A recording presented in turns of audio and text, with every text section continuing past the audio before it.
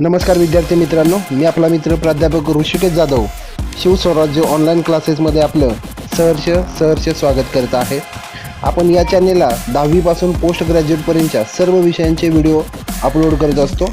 आपण जर या चॅनेलला नवीन असाल तर आमच्या चॅनेलला सबस्क्राईब करायला अजिबात विसरू नका।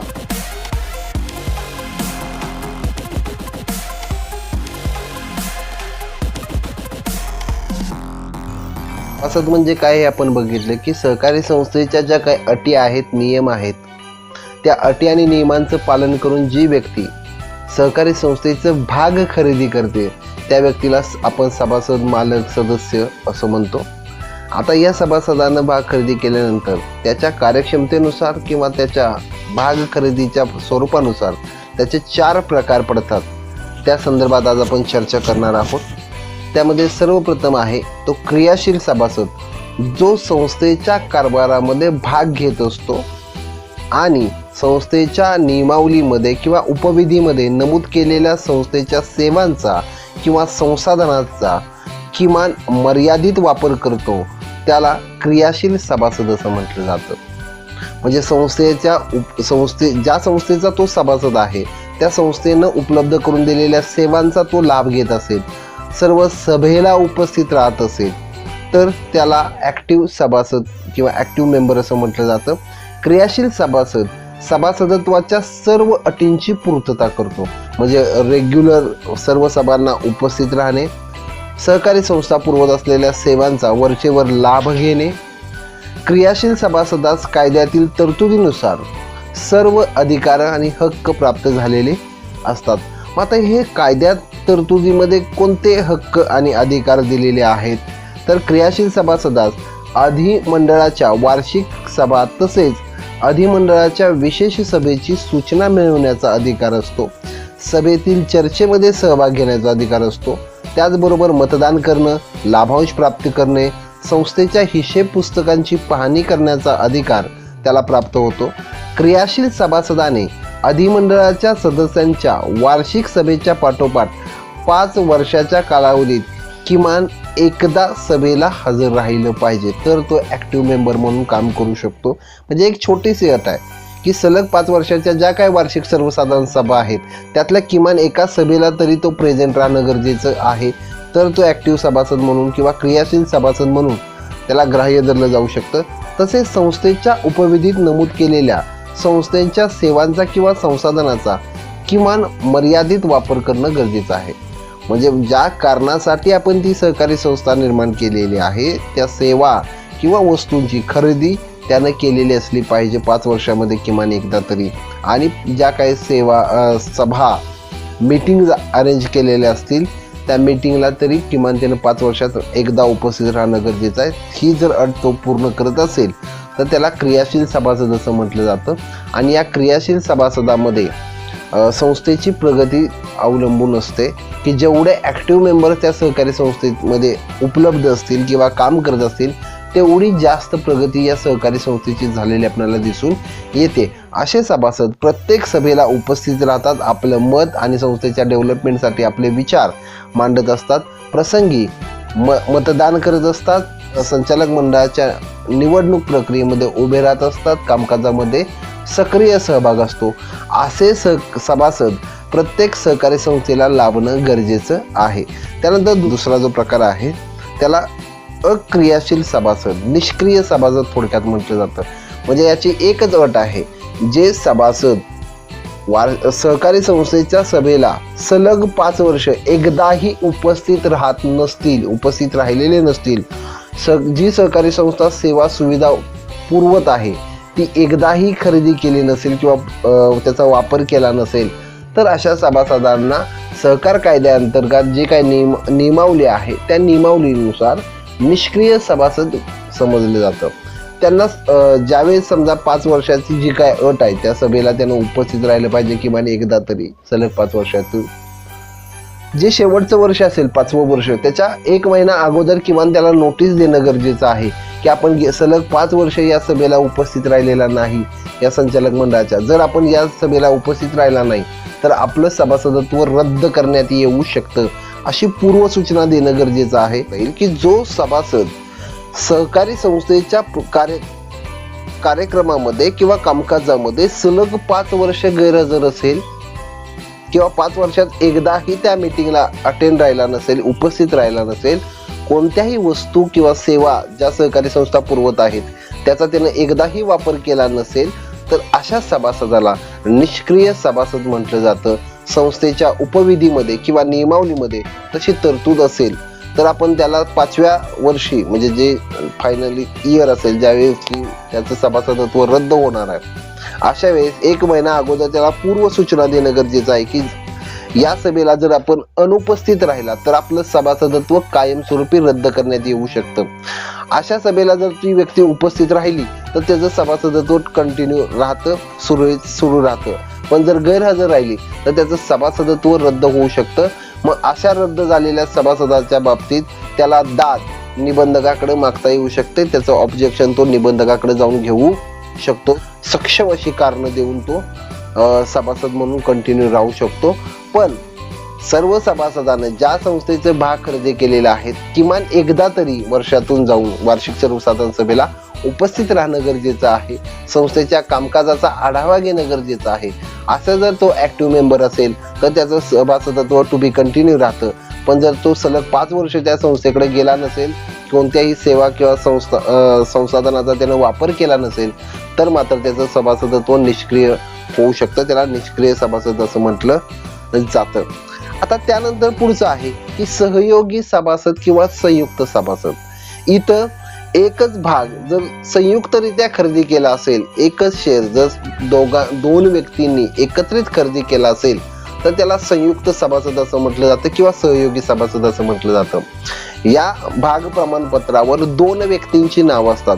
सुरुवातीला ज्या व्यक्तींचं नाव असेल तो ऍक्टिव्ह मेंबर्स किंवा क्रियाशील भागीदार सभासद असं त्याला म्हटलं जातं आणि ज्याचं दुसऱ्या क्रमांकावर नाव आहे त्याला अक्रियाशील सभासद असं म्हटलं जातं. म्हणजे जोपर्यंत नंबर 1 वर ज्याचं नाव आहे ती व्यक्ती उपस्थित आहे तोपर्यंत नंबर 2 ला ज्याचं नाव आहे त्याला अधिकार प्राप्त झालेले नसतात. तो निष्क्रिय म्हणूनच काम करत असतो. पण प्रथम क्रमांकावर नाव असणाऱ्या व्यक्ती जर गैरहजर असतील तर मात्र त्या सेकंड नंबरला ज्याचं नाव आहे ती व्यक्ती ऍक्टिव्ह सभासद म्हणून काम करू शकते, सभेला उपस्थित राहू शकते, आपले विचार मांडू शकते, मतदान करू शकते. त्यामुळे याला म्हटलं जातं सहयोगी सभासद. मी तुम्हाला एक छोटंसं उदाहरण देतो म्हणजे तुम्हाला ही कन्सेप्ट काय आहे ते समजून जाईल. आता भारतीय क्रिकेट टीमचा कॅप्टन कोण आहे? विराट कोहली. आणि व्हाईस कॅप्टन कोण आहे? रोहित शर्मा. बरोबर. मग आता समजा विराट कोहली जर कॅप्टन असेल किंवा खेळत असेल टीम बरोबर तर रोहित शर्माला फारसे अधिकार नसतात. पण जर विराट कोहली जर बाहेर गेला असेल किंवा जखमी असेल किंवा तो खेळत नसेल तर मात्र सर्वच्या सर्व अधिकार कुणाला प्राप्त होतात? रोहित शर्माला प्राप्त होतात. म्हणजे यालाच म्हटलं जातं सहयोगी किंवा संयुक्त सभासद. विराट कोहली असेल तर रोहित शर्माचं अस्तित्व 0 असतं. पण विराट कोहली नसेल तर रोहित शर्मा कॅप्टन बनतो. विराट कोहलीचे सर्व अधिकार त्याला प्राप्त होतात. याला सहयोगी सभासद असंही म्हटलं जातं. त्यामुळे एक गोष्ट लक्षात ठेवा की प्रथम क्रमांकावर ज्याचं नाव असेल तो ऍक्टिव्ह मेंबर म्हणून किंवा क्रियाशील सभासद म्हणून काम करत असतो. त्याला सर्व अधिकार प्राप्त झालेले असतात. प्रथम क्रमांकावर नाव नसलेले समजा प्रथम क्रमांकावर नाव असलेली व्यक्ती जर गैरहजर असेल तर मात्र दुसऱ्या क्रमांकावर नाव असलेल्या व्यक्तीला सर्व अधिकार प्राप्त होतात. त्यानंतर पुढचं आहे की नाममात्र किंवा नामधारी सभासद. सहकारी संस्थेच्या उपविधीमध्ये किंवा नियमावलीमध्ये जर तशी तरतूद असेल तर मात्र आपणाला फक्त प्रवेश फी भरून त्या सभासदाला सभासद करून घेता येतं. पण हा जो नाममात्र सभासद आहे किंवा नामधारी सभासद आहे तो फक्त नावापुरता सभासद असतो. त्याला मतदान प्रक्रियेमध्ये सहभागी होता येत नाही, कोणत्या सभेला उपस्थित राहता येत नाही, आपले विचार आणि लाभांश प्राप्तीचे कोणतेही अधिकार या सभासदाला प्राप्त झालेले नसतात. हा सभासद फक्त नामधारी म्हणून काम करत असतो. म्हणजे या पद्धतीनं आपण सभासदांचे 4 प्रकार बघितले. पहिला प्रकार होता सक्रिय सभासद, ऍक्टिव्ह मेंबर्स, जो सहकारी संस्थेच्या 5 वर्षाच्या कालावधीमध्ये किमान एकदा तरी येतो, सहकारी संस्थेच्या कामकाजामध्ये हस्तक्षेप करत असतो, देखरेख आणि विचार आपले मांडत असतो, मतदानाचं काम करत असतो. या पद्धतीच्या मेंबरला आपण ऍक्टिव्ह मेंबर्स म्हणतो. आणि दुसरा मेंबर आपण बघितला किंवा सभासदाचा प्रकार बघितला की निष्क्रिय सभासद, जो 5 वर्षामध्ये एकदाही गेलेला नसतो, कोणत्याही संसाधनाचा सेवेचा वापर केलेला नसतो, अशा सभासदाला निष्क्रिय सभासद असं म्हटलं जातं. त्यानंतर पुढचा प्रकार आपण बघितला की संयुक्त किंवा सहयोगी सभासद. एकच भाग ज्यावेळेस 2 व्यक्तींनी संयुक्तपणे कंबाईन मध्ये परचेस केले असतील, खरेदी केले असतील, तर त्याला आपण सहयोगी किंवा संयुक्त सभासद असं म्हटलं जातं. त्या भाग प्रमाणपत्रावर 2 व्यक्तींची नाव असतात. पहिल्या क्रमांकावर नाव असेल ती व्यक्ती ऍक्टिव्ह मेंबर्स म्हणून काम करत असते आणि पहिल्या मेंबरच्या गैरहजेरीमध्ये दुसऱ्या क्रमांकावर नाव असणाऱ्या व्यक्तीला ते अधिकार प्राप्त झालेले असतात. म्हणजे इथं 2 व्यक्ती त्या भागाचे मालक असतात. या गोष्टी आपल्याला माहीत करून घेणं गरजेचं आहे. मी तुम्हाला त्याचं छोटं उदाहरण दिलं की विराट कोहली कॅप्टन असल्यानंतर रोहित शर्माचे अधिकार 0 असतात, पण विराट कोहलीच्या गैरहजेरीमध्ये रोहित शर्माला त्याचे अधिकार प्राप्त झालेले असतात. यालाच म्हटलं जातं संयुक्त भाग किंवा सहयोगी भाग सभासद. ठीक आहे. त्यानंतर पुढचं आहे की नाममात्र सभासद. सहकारी संस्थेच्या नियमावलीमध्ये किंवा उपविधीमध्ये जर काही तरतूद असेल की कोणत्याही व्यक्तीला फक्त प्रवेश फी भरून आपण सभासद घेऊ शकतो, पण त्याला निर्णय प्रक्रियेमध्ये किंवा मतदानाच्या प्रक्रियेमध्ये सभेला उपस्थित राहण्याचे कोणतेही अधिकार नसतील, लाभांश प्राप्तीचे कोणतेही अधिकार नसतील, तर त्याला आपण नाममात्र किंवा नामधारी नॉमिनल सभासद असं म्हणू शकतो. आता इथं सभासदांचे अधिकार आपल्याला दिलेले आहेत. ते अधिकार काय आहेत ते आपल्याला पाहायचं आहे. पहिला अधिकार आहे की सहकारी संस्थेचं भाग खरेदी केल्यानंतर भाग खरेदीचा किंवा मालकी हक्काचा पुरावा म्हणून त्याला शेअर सर्टिफिकेट, भाग प्रमाणपत्र प्राप्त करण्याचा अधिकार असतो. त्यामुळे जमा केल्याची जी काय रक्कम त्याने दिलेली आहे संस्थेला भाग खरेदीसाठी, ती त्याची पावती आणि भाग खरेदी केल्याचा पुरावा म्हणजे भाग प्रमाणपत्र त्याला मिळवण्याचा अधिकार आहे. त्यानंतर पुढचा आहे, ज्यावेळेस तो सहकारी संस्थेचे भाग खरेदी करतो त्यावेळेस सहकारी संस्थेमध्ये सभासदांच्या जेवढ्या काही सभा होतील त्या सभेला त्याला उपस्थित राहण्याचा अधिकार आहे आणि उपस्थित राहून त्याच्यामध्ये मतदानाचा अधिकार प्राप्त करता येतो. सभेवर देखरेख आणि नियंत्रण ठेवण्याचे अधिकार सुद्धा त्याला प्राप्त होतात. आपले विचार मांडण्याचे अधिकार त्याला प्राप्त होतात. त्यानंतर पुढचा आहे व्यवस्थापन समितीबाबत अधिकार. व्यवस्थापन समितीवर आपले प्रतिनिधी निवडण्याचा तसेच व्यवस्थापन समितीच्या निवडणुकीमध्ये उमेदवार म्हणून निवडणूक लढवण्याचा अधिकार त्याला प्राप्त आहे. म्हणजे सहकारी संस्थेचा कारभार चालवण्यासाठी जे संचालक मंडळ निवडलं जातं त्या संचालक मंडळाच्या निवडीमध्ये मतदान करण्याचा याला अधिकार प्राप्त असतो. तसंच संचालक म्हणून उभे राहून निवडणूक लढवण्याचा अधिकार सुद्धा या सभासदांना प्राप्त झालेले असतात. त्यानंतर पुढचा आहे निबंधकाकडे अर्ज करण्याचा अधिकार. व्यवस्थापन समितीने अधिमंडळाची वार्षिक सर्वसाधारण सभा न बोलवल्यास, म्हणजे संचालक मंडळ जर काही कारणामुळे वार्षिक सर्वसाधारण सभा बोलवण्यामध्ये जर टाळाटाळ करत असेल तर संबंधित सभासद निबंधकाशी पत्रव्यवहार करून संबंधित संस्थेची सभा अरेंज करण्यासाठी किंवा सभा बोलवण्यासाठी शिफारस किंवा तक्रार निबंधकाकडे करू शकतो. तो अधिकार त्याला प्राप्त झालेला असतो. त्यानंतर पुढचा अधिकार त्याला प्राप्त आहे की लाभांश वस्तू व सेवा मिळवण्याचा अधिकार.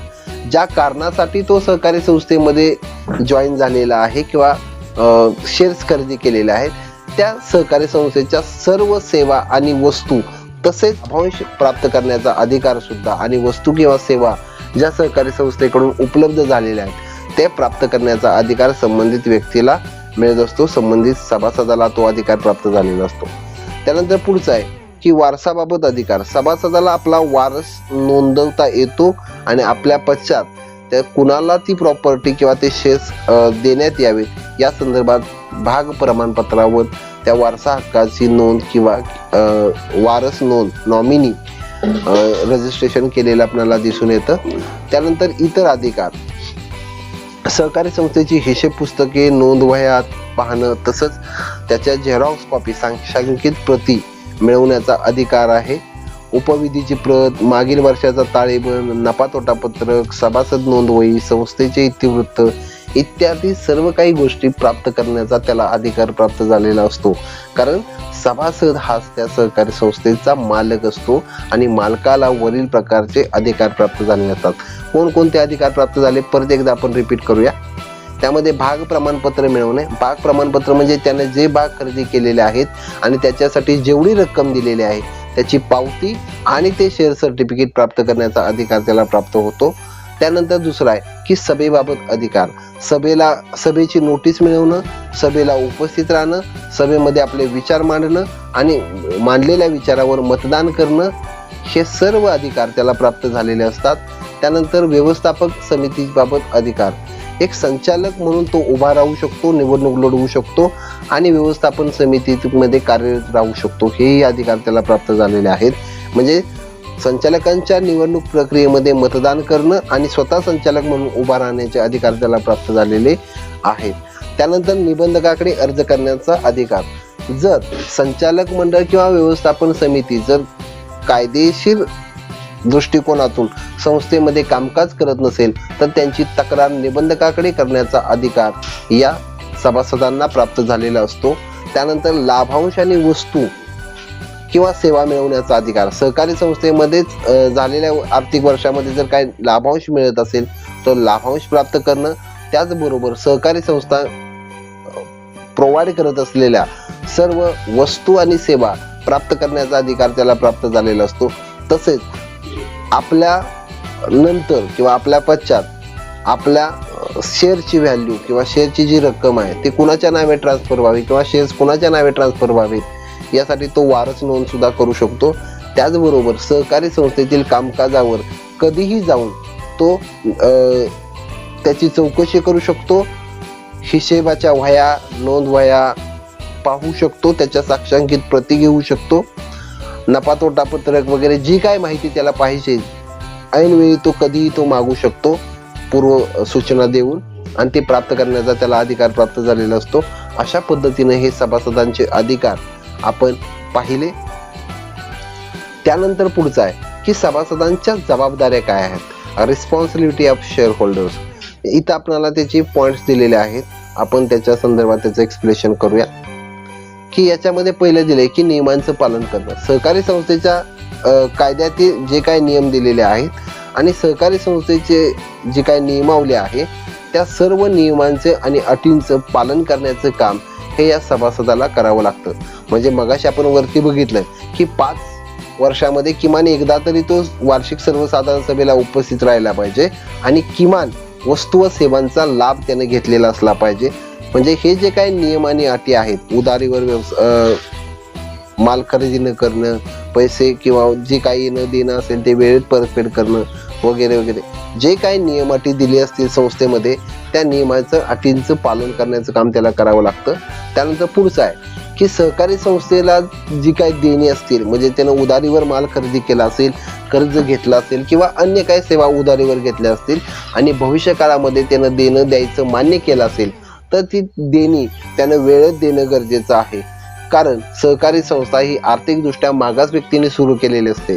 त्यामुळे या संस्थेचा जर पैसे थकीत राहिले तर ती संस्था कालांतराने बंद पडू शकते. त्यामुळे प्रत्येक सभासदाची जबाबदारी आहे की त्याच्याकडून जी काही संस्थेला देणं रक्कम असेल ती त्यानं वेळेत कंप्लीट करणं गरजेचं आहे. त्यानंतर पुढचं आहे भागधारण करणे. ज्या सहकारी संस्थेमध्ये तो सभासद म्हणून काम करतोय त्याने जेवढी रक्कम भरलेली आहे ती सर्वच्या सर्व रकमेचे भाग प्रमाणपत्र किंवा भाग त्याला धारण करण्याचा अधिकार आहे. त्याचबरोबर देयता. सहकारी संस्थेमध्ये ज्या संस्थेचा तो सभासद आहे त्या सहकारी संस्थेची देयता पूर्ण करण्याची जबाबदारी संबंधित सभासदाची आहे आणि त्यानं जेवढे भाग खरेदी केलेले आहेत, म्हणजे जेवढ्या रकमेचे भाग खरेदी केलेले आहेत तेवढी रक्कम त्याची बुडू शकते. म्हणजे त्यानं त्याची जबाबदारी किती आहे, त्यानं धारण केलेल्या भागाच्या दर्शनी किमती इतपत त्याची जबाबदारी मर्यादित असल्याचं आपल्याला दिसून येतं. त्यानंतर पुढचं आहे की वारस नोंद.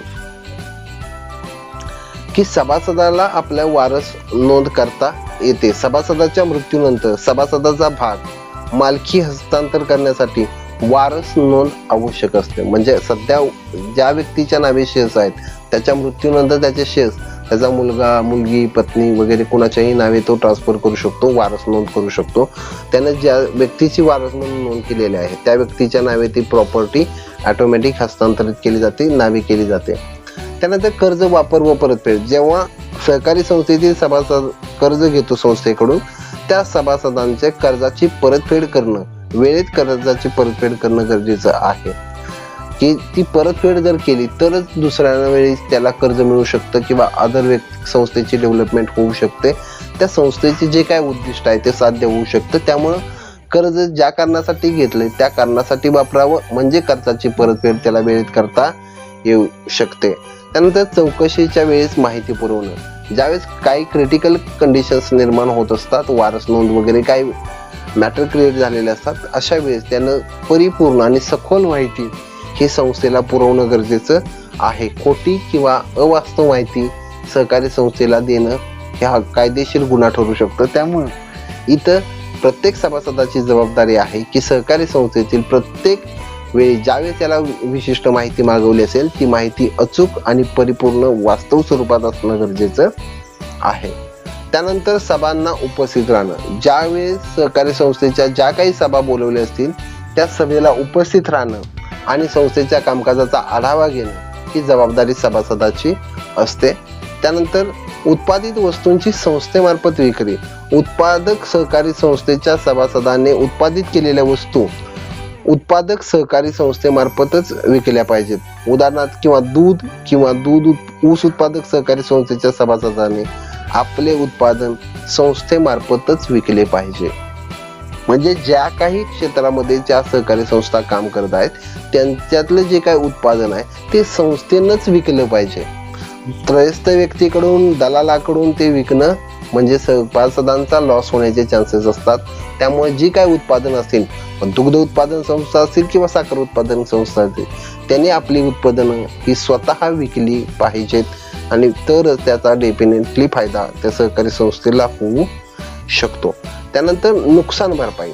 समजा एखाद्या सभासदामुळे जर सहकारी संस्थेचं काही आर्थिक नुकसान झालं तर ती नुकसान भरपाई त्या पर्टिक्युलर सभासदाला भरून द्यावी लागेल किंवा त्याला जबाबदार धरलं जाईल. त्यामुळे सभासदांना वर्तन करताना सहकारी संस्थेच्या आर्थिक नुकसानीला तो जबाबदार राहणार नाही अशा पद्धतीचं त्याचं वर्तन असलं पाहिजे. त्यानंतर संस्थेचं हित जोपासणं. आता जी काही सहकारी संस्था आहे त्या सहकारी संस्थेची डेव्हलपमेंट मध्ये त्याचा सहभाग नोंदवला पाहिजे.